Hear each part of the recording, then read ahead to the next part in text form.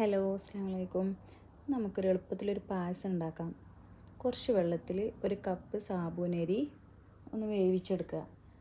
അതിന് ശേഷം പുഴുങ്ങിയ 2 ക്യാരറ്റ് മിക്സിയിൽ കുറച്ച് വെള്ളം ഒഴിച്ചിട്ടൊന്ന് ജ്യൂസാക്കി എടുത്തതിന് ശേഷം അതും കൂടി നമുക്ക് ചേർത്ത് കൊടുത്തിട്ട് നല്ലോണം ഒന്ന് മിക്സ് ചെയ്ത് സെറ്റാക്കി എടുക്കുക. അതിന് ശേഷം കുറച്ച് പാലും ഇച്ചിരി ഉപ്പിട്ടിട്ട് ഒന്ന് നല്ലോണം ഒന്ന് മിക്സ് ചെയ്യാം. എന്നിട്ട് ആവശ്യത്തിന് പഞ്ചസാര ചേർത്ത് കൊടുക്കുക. ശർക്കര ആയാലും കുഴപ്പമില്ല, ഞാനിവിടെ പഞ്ചസാരയാണ് ചേർത്ത് കൊടുത്തത്. ഓരോരുത്തരുടെ മധുരത്തിനനുസരിച്ച് ചേർത്ത് കൊടുക്കുക. അതിന് ശേഷം 2 സ്പൂണ് കസ്റ്റാർഡ് പൗഡർ, പാല് മിക്സ് ചെയ്തത് അതും കൂടി ചേർത്തൊന്ന് നല്ലോണം ഒന്ന് കുറുക്കിയെടുക്കുക. ലാസ്റ്റ് കുറച്ച് ഏലക്കാപ്പൊടിയും കൂടി ചേർക്കുക. അതും കൂടി ചേർത്ത് നല്ലോണം ഒന്ന് മിക്സ് ചെയ്യുക.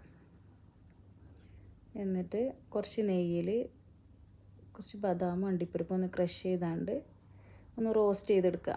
അതും കൂടി നമ്മളെ പായസത്തേക്ക് ചേർത്ത് കൊടുക്കുക. അങ്ങനെ നമ്മളെ പായസം ഇവിടെ റെഡിയായി.